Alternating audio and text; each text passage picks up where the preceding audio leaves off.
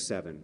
Again, that's 401-652-5767. That's the Providence Police tip line specifically for this incident.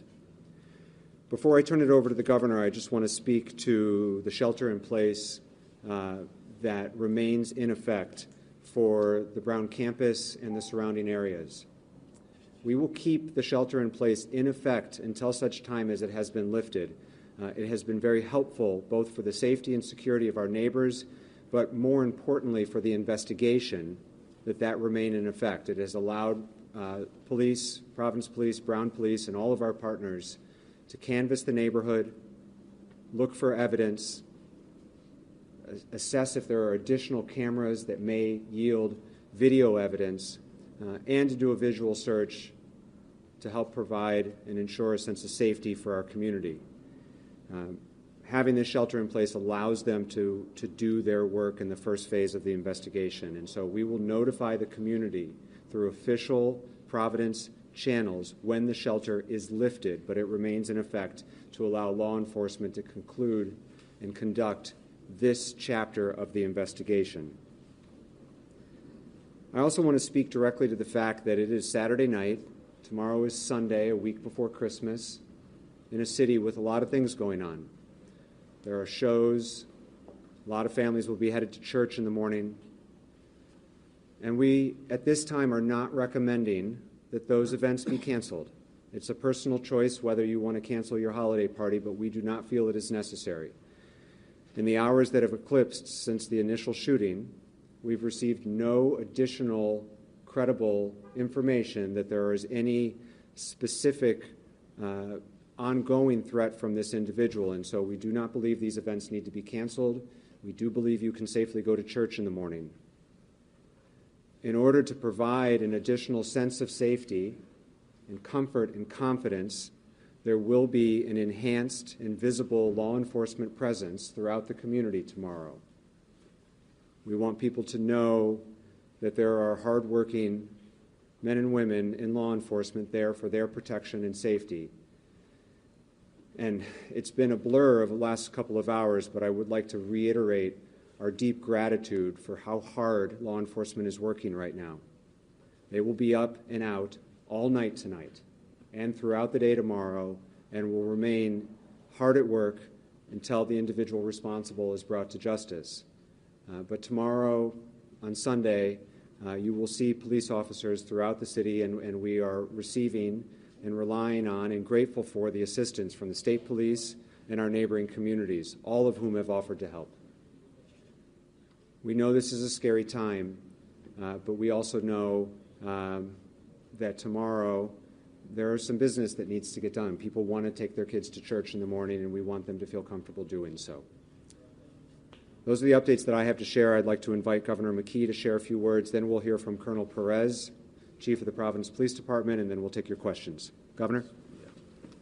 So I said earlier the unthinkable has happened here in Rhode Island, and our thoughts and prayers go to the people who have been personally impacted in the Brown community, but also we want to make sure that we recognize the state is coming together as a whole around this issue, Mayor, rallying around Providence, Brown University.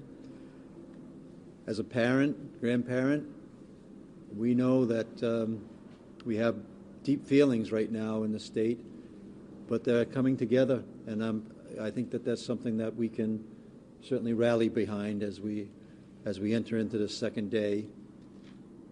At the hospital, shout out to our nurses and our medical staff that is, taking care of 9 individuals right now, and also to the communities at large that have responded to you, Mayor, right? Whether they're coming from my hometown of Cumberland or all around the state of Rhode Island. So we're rallying behind one another. We're going to continue that in day 2. The state pledges all its resources to the city of Providence.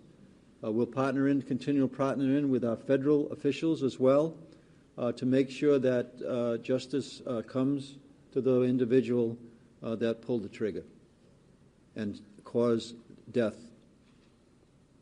And families that are going to have to deal with this for a lifetime. So I'm happy that, that we're able to respond, but very sad about what we're responding to. Thank you, Governor. Now we'll get a brief update from Colonel Oscar Perez, Chief of the Providence Police Department. Thank you, Mayor. As the Mayor stated, obviously, first and foremost, my thoughts and prayers to the family for losing their loved ones, especially in these times of the holidays that we all get together with our families. So beyond that, I'll tell you that when the call came in, immediately our officers responded. Providence Police was here within minutes. At that point, obviously, we communicated with Brown Police, and we did what we needed to do. At this point, as the Mayor stated, we're going to continue to canvass the area. We have enhanced enforcement in the city. I got to thank our municipalities, our brothers and sisters from other municipalities who actually reached out immediately asking if I needed anything, as well as the state police, and so we're there with that, as well as the federal agencies, the FBI, ATF, who came and responded immediately and provided extra personnel, extra resources. At this point, it's all hands on deck, and I'll tell you that it was said by the mayor and it was said by the governor. It will be our job to ensure that the individual that's responsible is brought to justice. I think that as a father, as a brother, as an uncle, I think that we want to bring justice and sort of relief to these families, and again, my heart goes out to them. I'll tell you that the mayor mentioned about the shelter in place. It's important to keep that in mind. These are fluid, dangerous situations, and we need to make sure that operationally the police department can do their job. That's canvassing the area, identifying suspects if we need to, continue to stop vehicles if we need to. At this point, we want to make sure that everyone's safe. And then once we realize that that's the case, we'll make sure that that's lifted. Again, I thank the officers of this department that stepped up immediately and quickly. Do I wish that we would have been here prior? Absolutely. But I know for a fact the Special Response Unit was here, our task force was here, narcotics was here, everyone that was working, including the commander, who drove here immediately. That goes without saying that this city is well protected and will continue to be well protected, and we will continue to ensure that we do what we need to do to bring those people in justice. And I thank the mayor for the support and everybody else that's here for that. So, Colonel, thank you. Yes. Yes, so, go ahead, John. Just so we're clear. Yes. This individual goes into this classroom, this building, fires, and then exits. So nothing else on the campus, seems very targeted. Is there a student that flunked out of the class? Seems to be some connection, that building, that classroom. Correct, and that's a great point, John, and I'll tell you that the Detective Division is looking into that. Obviously, Major LaPena is actually on the street right now, as well as the captains, and that's something that we need to look at, right? Why was this building, why was this classroom, and as well work very closely with Brown Police to see what type of resources they have in the building so that we can utilize to find the evidence that we need to follow and identify who this individual was. So one quick follow-up. When you look at that video, yes, he's going right down Waterman, comes up Hope Waterman. What does that tell you? He seems fairly calm. He's not running. He's walking at a brisk pace. Your background, what does that tell you about this suspect? I'll tell you this individuals, you see it nationwide. You never think it would happen here in the city of Providence, but that's the dynamic actions that they do. And it's exactly what you saw, and it's something that we have to investigate further to figure out who this individual was. But we'll take that into account. Go ahead, Pat. Chief, could you reach out to the Spanish-speaking community and give us some type of words so we can direct it to those folks? Yes, yes, I'll say in Spanish. Muchas gracias. Verdaderamente, mis condolencias para las personas. Es muy importante dejarles saber a las familias que perdieron sus hijos, sus hijas y también los que les pasó algo esta noche. Pero quiero que entiendan que el Departamento de la Policía de Providence va a continuar haciendo lo que necesitan hacer. Estamos acá con las diferentes agencias federales y también con otras municipalidades haciendo lo que necesitamos para identificar este individuo que fue el responsable, y también el alcalde dio diferentes tip lines que la tienes en la website de la Policía de Providence. Te las puedo dar, que el número es el 401-652-5763, y ese es el Departamento de la Policía de Providence. Y también el FBI tiene otro website en el cual, si tú tienes cualquier tipo de evidencia, como cualquier tipo de fotos o cualquiera que tú pienses que pueda ser importante, lo puedes mandar al departamento, a la website que es la fbi.gov, la raya de atrás, Brown University Shooting. Ahí puedes encontrar. Si necesitas más información, llama al departamento, que ahí te la vamos a dar. Muchísimas gracias. Thank you, Pat. Just pretty much, just go ahead. Is there a helicopter being used for the search? At this point, no, but I'll tell you that we have the resources that we need and equipment that we need based on the technology that we recently purchased with the assistance of the mayor to make sure that the department can provide those resources. Go ahead.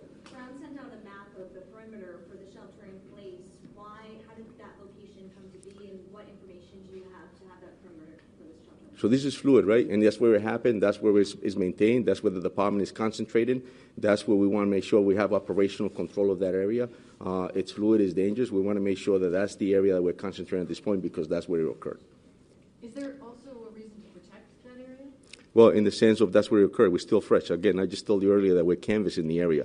We want to make sure that we're not going to redoor. We want to make sure that we identify anything, any evidence that we may need to collect. It takes time. It's ballistics that we may need to seize. It's all part of the evidence. And we want to make sure that we have the time, resources, and the space that is untouched so that we can seize the evidence that we need. Is there no video from inside the classroom that would help people get a better look at it? So that's the video that the mayor released earlier that we have, and we're looking at all the footage. And once we have more that is helpful, we're going to release it. Right, but I'm saying inside the class, inside the building, you know, because the video's him walking away, and there's nothing that shows his face. So, yeah, go ahead, sir. At this time, we've found no useful video from inside the building. Mayor, as we enter hour 7 now, do we have any clearer picture as to what was going on in that classroom? No. As was reported earlier, there were 2 final exams taking place in the building. Precisely what was happening inside that classroom, I don't have any further updates. I don't know if the provost does either. We heard from him earlier. This is Provost Frank Doyle. Thank you, Mayor.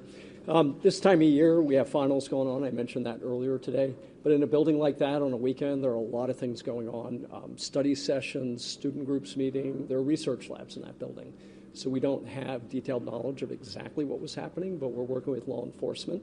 They're the ones who have to drive that investigation. Provost, are campus happenings being canceled for tomorrow? At this time, we will not be having final exams tomorrow.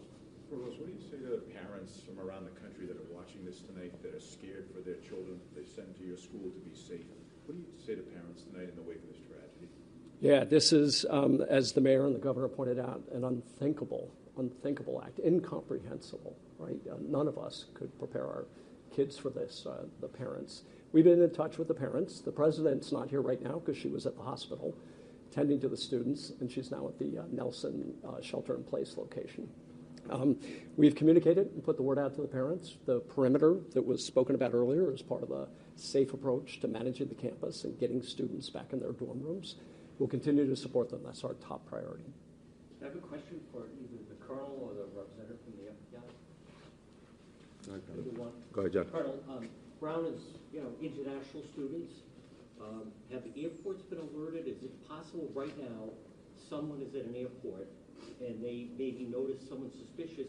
It could be a Brown student that committed this and is flying back to wherever they're from. So we're working very closely with different agencies, as I mentioned, as well as the state police and every other, whether it's the airport, RIPTA, or any other Amtrak, anyone else that we think that they know already, and also we're following up, detectives following up with information if needed. We're checking everything that we can. That's part of our job and our mission, and we'll continue to do it. It's, we've been, as you know, the city was, the crime rate was down, obviously, as you know, and I really got full faith on my detectives and our detectives and the Providence Police, so we'll continue to do what we need to do to inform everyone and request the assistance from others if we need to. So. And it's safe to say the gunman is not a student because he's in his 30s? Is that a fair statement? So I'll tell you that we have someone of interest in that video, but that's all we have at this point, so I can't elaborate on anything else. So. I think it was possibly. Yeah, we don't know whether the individual's a student or not. In that video, it's hard to see the shooter's right hand. Do we believe he's holding something? You've seen the video just like we have, and so the video unfortunately does not disclose as many identifiable or detailed features as we would like, which is why the investigation is ongoing, looking for additional footage, pictures, video that might help enhance our investigation. It's just impossible to say. So, as I mentioned, Pat, last question. Last question. Two quick notes from the gentleman from the FBI. Is the head of the FBI, Mr. Patel, aware of this, and what resources do you plan on bringing? Go ahead. No, absolutely. Ted Dock, Special Agent in charge of FBI Boston, which covers Rhode Island. Yes, we've brought every resource to bear here. We have tactical individuals here. We have investigative. We have intel that also has integrated with the locals here as well. We have also a reconstruction team flying in from D.C. to also be a part of that scene to help to figure out maybe what what happened there. We have evidence response team here as well. And so we have the full breadth of the FBI integrated into this team to try to find out what has happened and absolutely bring this individual to justice. Do you have confidence that you'll catch this guy, or do you have a message to him tonight if he's watching? I mean, I want to make things clear. When this community as a whole, my heart goes out to them. This is a community in which we're a part of. We have agents and staff and analysts that live in this community. And so we have individuals, kids that go to this school here as well. And so when someone messes with this community, I think the mayor and the governor, they stated it very well, that we stick together. And so that message will be that for anyone who has committed this heinous act, we will turn over every stone to make sure that we bring this individual to justice. And as the governor mentioned at our previous briefing, the governor was called personally by the director of the FBI, offering his full assistance, and we're grateful for that.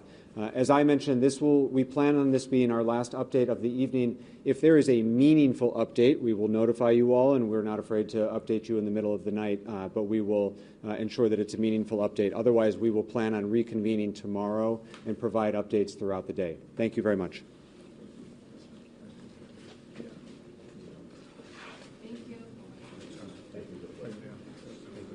Do you want me to call you in the middle of the night?